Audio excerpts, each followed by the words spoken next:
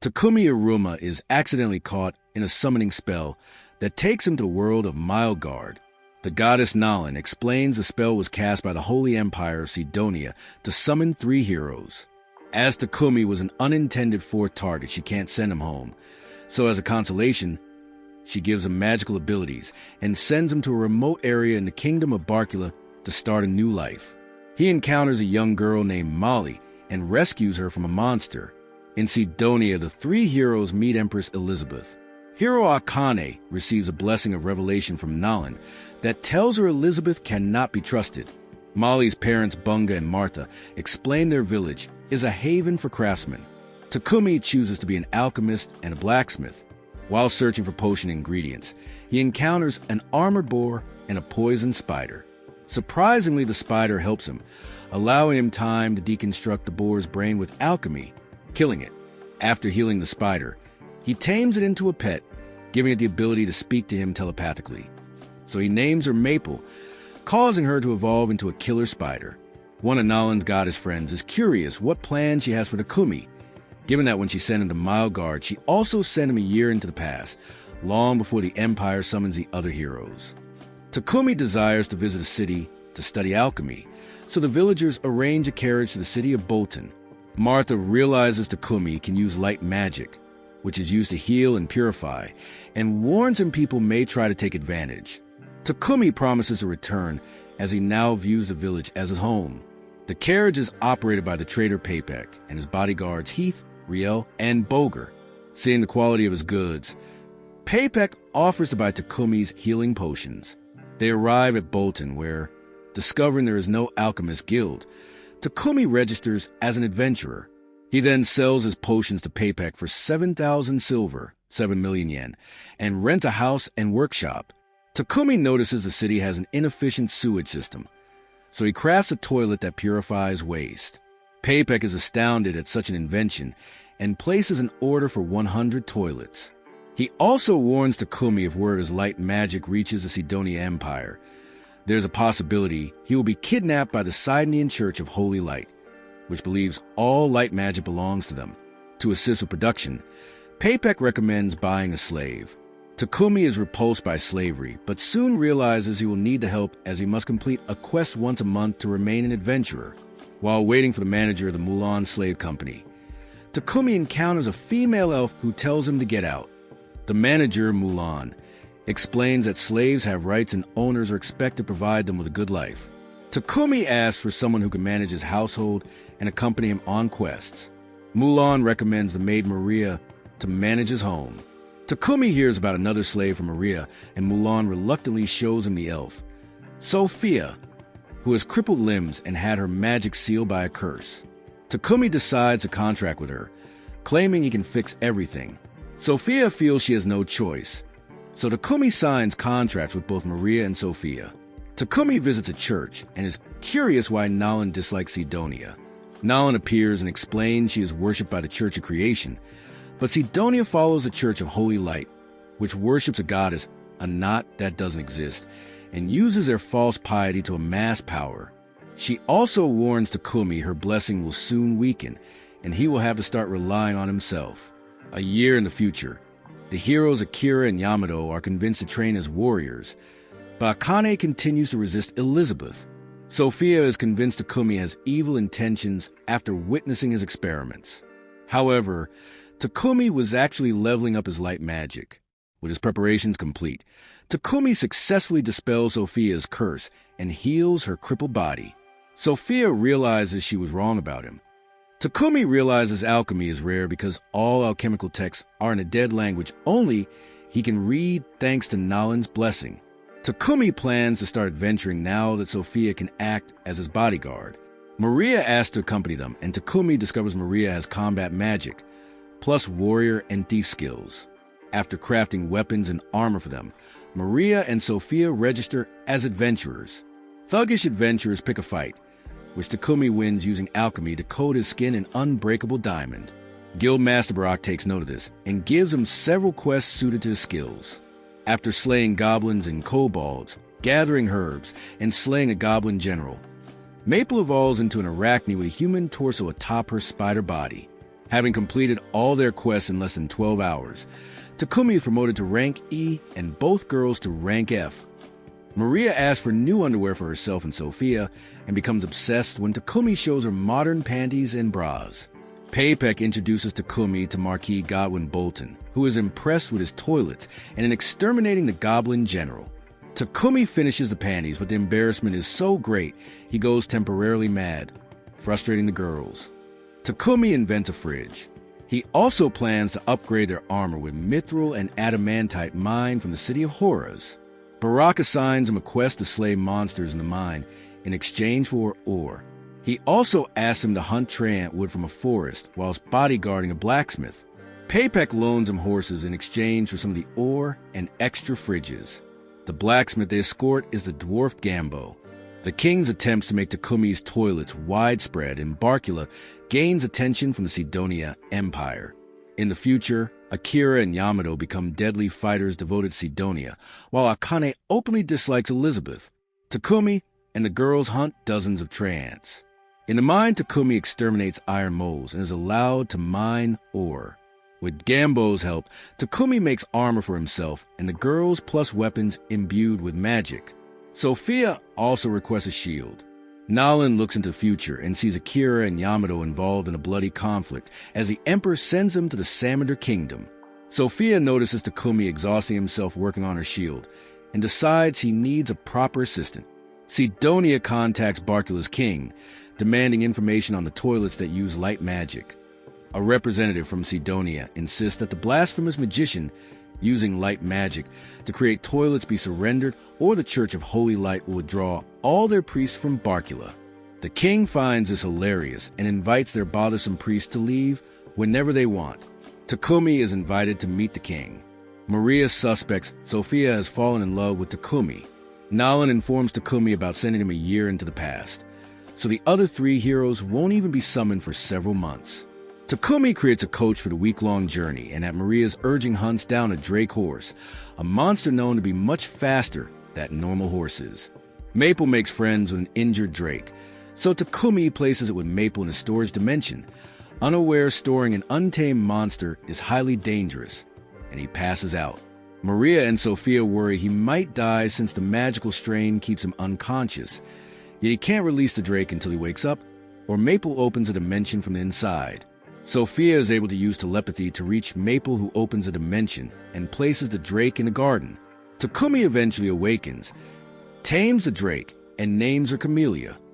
In the capital at the Palom Slave Trading Company, a fox girl named Reva, who is capable of magic, appears for sale, but no one buys her as she requires time-consuming training.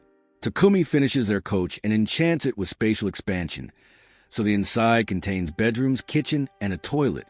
Marquis Godwin decides to increase his protection of Takumi from other nations, especially Sidonia. In the future, Akane studies the Church of Holy Light and finds a believed goddess and not created humans to be superior to all other races. Arriving in the capital, Papek suggests creating a second enchanted carriage as a gift for the king. With 5 days until they meet the king, Takumi agrees, so Papek arranges a private workspace at the Palom Company. Sophia puts her foot down and demands Takumi find an assistant. Palom's manager, Burton, arranges for him to meet Reva. Reva believes Takumi will reject her too, so she is thrilled when Takumi offers to teach her and send her wages to help her mother and brother. Sidonia's emperor is furious that Barkula's king has ignored his demands concerning Takumi and considers invading in response. Elizabeth cautions him to wait until they summon the three heroes before starting a war, and in the meantime spread a rumor about a craftsman disrespecting the church, causing their believers to find Takumi for them. The king, Lobos Barkula, casually introduces himself to a shocked Takumi hours before the official ceremony. Lobos regrets he cannot grant Takumi a noble rank for his work, as it would reveal his identity to Sidonia. Elizabeth's spies obtain one of Takumi's devices that purify the sewers, so she sends men to Bolton to kill the craftsman responsible. Reva registers as an adventurer, and the guild reminds Takumi his party needs a name. Barak begins training Takumi to fight. In the future, Akane is increasingly disturbed by the beliefs of the church and fears what such an organization wants her, Akira, and Yamato to do. Takumi creates a staff of mithril and trant wood for Reva. Barak assigns Takumi a 4-day quest to escort a merchant to Kilbus village, where he will be trading Takumi's purification devices to other countries. Takumi is delighted to find Kilbus has milk and cheese, which Takumi has not had since leaving Japan. He also learns Salamander Kingdom grows rice, though importing it is difficult. Feeling nostalgic for his old life, Takumi suddenly decides on a party name, Wings of Nalin.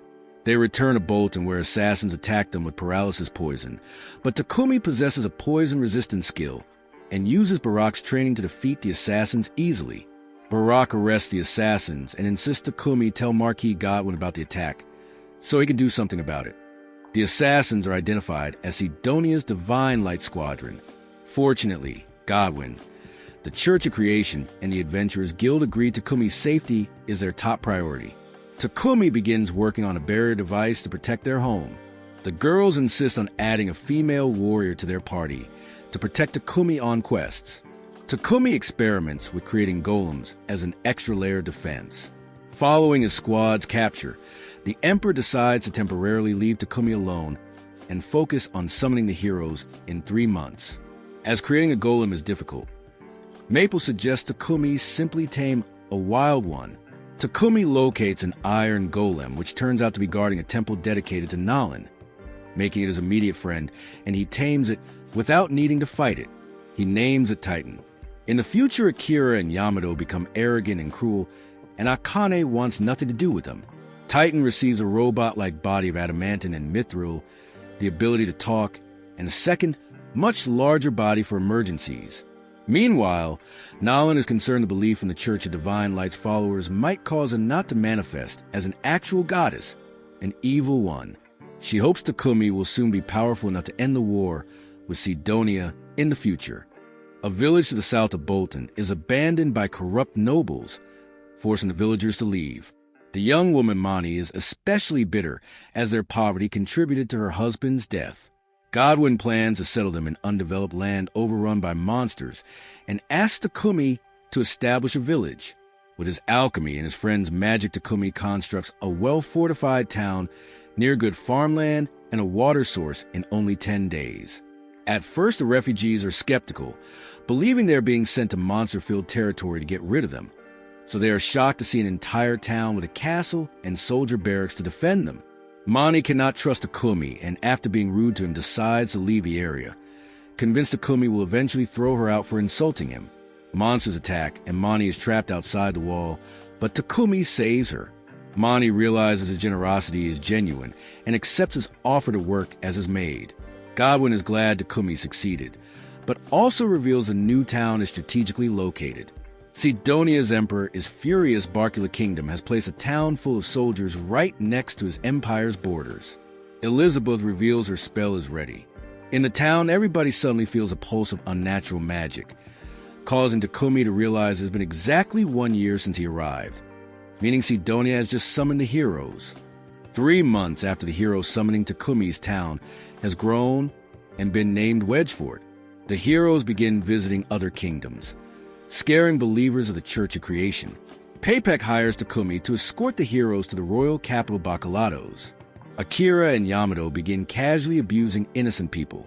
Akane, with her blessing of revelation, senses something she needs in Bacalados. Akira and Yamato barge into the Bacalados Guild and attempt to buy Mani and Sophia, only for Takumi to refuse their demands. Takumi then destroys Akira's sword and takes down Yamato after they charge at him. The heroes leave but swear revenge. Akane realizes Takumi is what she's been searching for and flees to Takumi's hotel with her loyal slave Lulu. Takumi admits he was the 4th hero accidentally summoned by Sidonia and sent to the past by Nalin. Akane realizes Sidonia only summoned heroes to legitimize a knot and gain more followers for when they declare war. Akane shares her belief Akira and Yamato's personalities only changed due to being drugged, which she avoided with purification magic. At Akane's request, Takumi removes Lulu's slave collar. Takumi decides to take Akane and Lulu to his home and informs King Lobo's Barkula what happened. An army of monsters attacks Wedgefort. Takumi cancels all his slave contracts, wanting everyone to stay with him by their own choice. He also constructs 2 swords, Holy Sword Amaterasu, and Sublime Sword Tsukuyomi. The guild sends emergency summons to Takumi and all A and B rank adventurers to urgently defend Wedgefort. Takumi joins the party's Lion Fong and Crimson Rose. Takumi gives Amaterasu to Sophia and keeps Tsukuyomi for himself. They arrive and find Wedgefort under attack, with the villagers reporting the monsters are using tactics. Takumi theorizes the excess mana from Sidonia's hero summoning might have evolved some monsters, making them capable of controlling the others. The Emperor is pleased monsters are attacking Wedgefort and decides to send the heroes to prevent Salamander Kingdom from sending help to Barkula. During the next attack, the monster's leader appears, a two-headed dragon. Sophia puts herself in danger and is injured. Takumi combines Amaterasu and Tsukuyomi, cuts the dragon in half, and scolds Sophia for putting herself in danger. After several days rebuilding Wedgefort, Takumi and the others return to Bolton. Akira and Yamato massacre an innocent village in Salamander. Seeing Sophia is upset, the others urge Takumi to make up with her. After apologizing, the mood almost turns romantic, but Akane tactlessly interrupts. Akane swears to stop the heroes the next time they meet. Takumi speaks with Nalan and assures her he will fight to protect what he cares about. He also finally delivers the sweets she asked for. Nalan regrets the future will not be easy for Takumi, but will be worth it once he becomes the greatest living alchemist and saves the world.